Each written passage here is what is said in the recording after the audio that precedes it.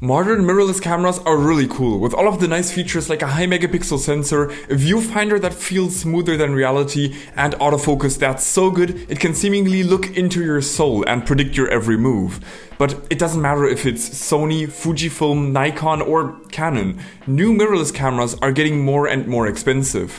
Wherever you look, it seems like you'll have to spend $2,500 for a mid-range camera, only to then have people tell you, "Oh yeah, that's a nice camera, but lenses. That's where you want to spend the real money." Real money? I just spent several months' rent on this camera. What more do you want? Well, there is this saying, date the camera body and marry the lenses. Meaning the camera body is more temporary because you're gonna upgrade that more often. But lenses, those will last you for a very long time. Are you kidding me? Temporary? Did you not hear me say how expensive this thing was? I should have bought a cheaper camera so I still had some money left for lenses. Yo, did I just hear you need a cheap camera? You should totally try this. This is the new Sony A7. What do you mean new? Isn't the A7 like 10 years old? Well, it's new to me because I just stole it from some pleb on the street. So I'm off to take some photos. Toodaloo! This is how you make me feel. This is how you make me feel. The Sony A7 was announced a decade ago. It's definitely not the young rebel anymore that it was at release. When it first came out, it was Sony's statement piece together with the A7R.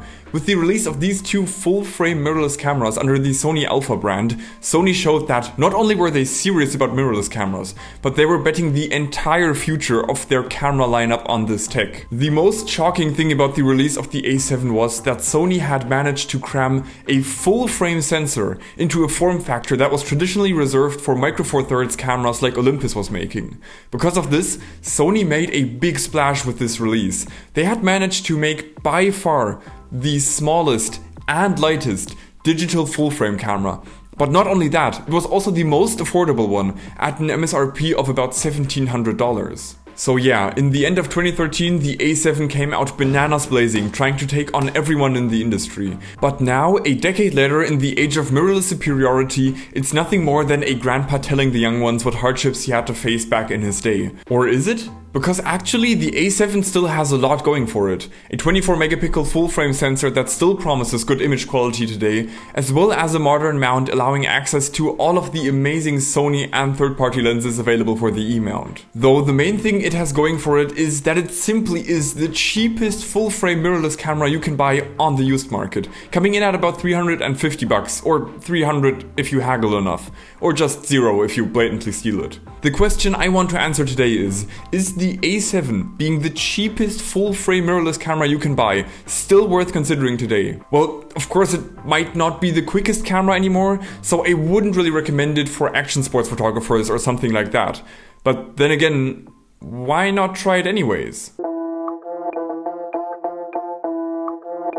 Too hype in the party, feeling like my birthday. I've been dancing all night with a bottle in my hand and a smile on my face. And we got a few more on the way. Got a couple more on the way. Got a couple more on the way. I can feel a good time coming. CD on and popping, yeah, I pull up when I'm summoned. Party never stopping, we gon' give them what they wanted. It's a line outside, let them in if they want it. Hey, party people on the left side, come on. Party people on the right side. Man, it's kinda feeling like a fire in the building. We gon' tear it up as soon as we get inside. I used the A7 all day shooting this mountain bike event as a secondary body next to my A7IV to use it as a dedicated wide-angle camera. By the way, if you like how these images are looking, they're all edited with my Analog Vibes Lightroom preset pack, which you can get for just $5 at the link down in the description. Oh yeah, and you're gonna support whatever the hell I'm doing here. God, I need to... Yeah, this is a very janky setup. Oh god. I ended up liking the wide-angle shots from the A7 so much that I used it a lot more than I had anticipated. But let's talk some more about the camera itself. The build quality of the A7 is pretty good. The body is made of a mixture of magnesium alloy and polycarbonate. That's just a fancy word for a type of plastic.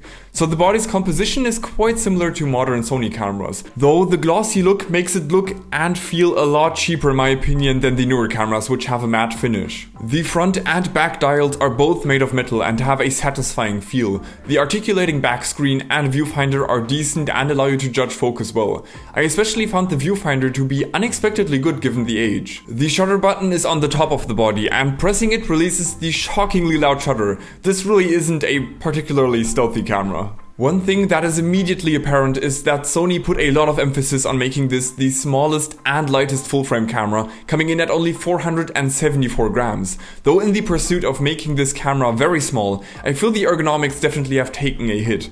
The grip is almost as shallow as my taste in supercars. Ah, Lamborghini, cool. The grip is not a big problem when using a small lens like this one, but with a heavier lens it can be a bit annoying to hold, especially as the camera's low weight means your setup is going to be front heavy with pretty much any medium-sized lens. I'm also not too big of a fan of the button placement in general. Sony definitely improved their ergonomics in their newer cameras, but those are also significantly bigger and heavier. The A7 is an extreme lightweight. It was already drunk after a single beer. But that's also where this camera really shines. No, not drinking. I mean being a lightweight. When you pair this camera with a smaller lens, you get an extremely compact, full-frame setup. And for the price, I think that makes up for the lackluster ergonomics. Image quality is seriously really good. The fact that you can get a camera for around 350 bucks that has such a good full frame sensor is amazing. When you pair this camera with the sharp lens, the image quality you can get out of this camera punches well above its weight.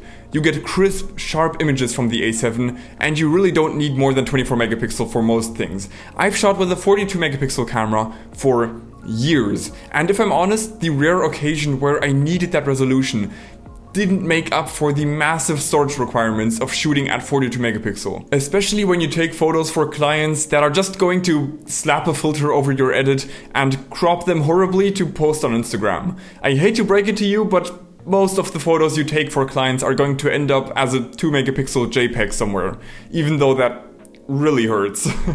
Low-light performance is also very good on the A7 considering the age of this camera. Everything until ISO 3200 is pretty clean. After that, noise definitely increases, and in some parts of the trails where the downhill race was taking place, the lighting was very dim, forcing me to use ISO 12800. I was a bit worried about that because the shots did look pretty noisy, but using the Lightroom denoise feature quickly cleans those shots up and makes them totally usable. Autofocus is a difficult topic on these early mirrorless cameras. In general, I would say the AF is pretty good. It's not super fast, but fast enough to not be annoying, and it's able to keep up with most normal situations. The biggest problem I have with the autofocus is not the speed, it's just not the most consistent, especially in low light. As long as you have enough light, the autofocus is pretty accurate. I'd say about 95% of the time it's spot on. As soon as the sun has set, I saw autofocus consistency greatly decrease though. For example, this photo is less focused than my ADHD brain trying to pay attention in a lecture. For photographing this event, I just used manual focus. Because this was a downhill race with several stages, and I knew exactly the route the riders were taking, it was super easy to just camp in a corner, set your focus to about a meter, and when a rider came, just blast away. I didn't even look at the screen half of the time, I just held the camera as close as possible and just held the shutter button. Even on my A7 IV, which has super good autofocus tracking, I set the focus to manual several times on this day, because I knew where the riders were coming, and especially on jumps, it's a lot easier to just set the focus to where the riders will likely have maximum height and then focus on framing. This camera has one quite annoying issue though. When you use auto ISO, which I do for pretty much 99.9% of my photography, it tends to stick to one single shutter speed, like it's in a codependent relationship with it. The A7 doesn't allow you to set the auto ISO minimum shutter speed. It chooses a shutter speed that it thinks is fine for the lens you are using, but usually chooses slightly too low though. And even in daylight, it doesn't like to go above that shutter speed. That means even in daylight, you quite often get shots that are just slightly blurry and not sharp. Now, on the one hand, that really isn't a big deal, because you can only see the micro blur when you pixel peep. But it's just frustrating to have images that aren't sharp when you've been shooting in broad daylight, just because the camera doesn't want to go above whatever shutter speed it sees as the minimum. That's like buying a coffee machine, but instead of being able to choose how strong the coffee is going to be, it stares deep into your eyes and says, "I will choose how much coffee is right for you, my boy." And in 50% of the cases then gives you coffee that is a bit bland. So for shooting these wide angle shots, I just used shutter priority mode to make sure my shutter speed is definitely high enough. This issue isn't that big of a problem, but it's important to be aware of so you don't come home with a bunch of slightly blurry photos. Many people believe that battery life on these old mirrorless cameras is worse than running a space heater off of a AA battery, but it's actually not that bad. Of course, these smaller NP-FW50 batteries that older Sony cameras use can't compete with the much larger, newer batteries, but I was able to shoot 780 photos at the event before the single battery I had with me died. And you can buy extra third-party batteries for very cheap. You can get 2 extra batteries and a charger for 37 bucks. And if you have a total of 3 batteries, nothing can stand in your way. Not even the questionable chicken wrap you ate on the way to the shoot. All the modern A7 cameras are being marketed as true hybrid cameras. And my A7IV really is the perfect mix of photography and videography in my opinion. I'm able to super quickly switch between photos and videos all day with the A7IV. But the original A7 was definitely geared more towards photography. There is a video mode and a recording button on the side. It can shoot up to 1080p 60 FPS, which is decent, but the A7's limited bitrate and lacking dynamic range in video wouldn't make this my first choice if you're serious about filming. Autofocus in video also isn't very consistent. Sometimes it's surprisingly quick, but sometimes it also takes shockingly long to realize the frame is not in focus. The way I see it, the release of the A7 was a big technological leap. It set the foundation for every Sony Alpha camera to follow it, but it wasn't very refined yet. It was clear back then that future development was needed to make pro photographers interested in these types of cameras. The ergonomics and usability weren't quite there, the autofocus needed some work to match what pro DSLRs could do, and that's probably also the reason why Canon and Nikon didn't really take the A7 and A7R all that seriously. Though that really bit them when they got slapped silly by the release of the A7R II just 2 years later. I did a full video about that if you're interested. I'll link it in the top right, which is there, yeah. Okay, I'm getting off topic. What I meant to say is the A7 made a huge leap forming that foundation, and since then every new generation of A7 cameras improved on that foundation. Better battery life, better ergonomics, faster autofocus, better video capabilities. There is no question that the newest Sony cameras are crazy technological wonders that might find a way to overthrow the human race if they keep adding AI features. But at the core, the A7 still embodies the foundation of what makes modern cameras so great. All of the benefits you have with a mirrorless full-frame camera in a super compact form factor that delivers great image quality.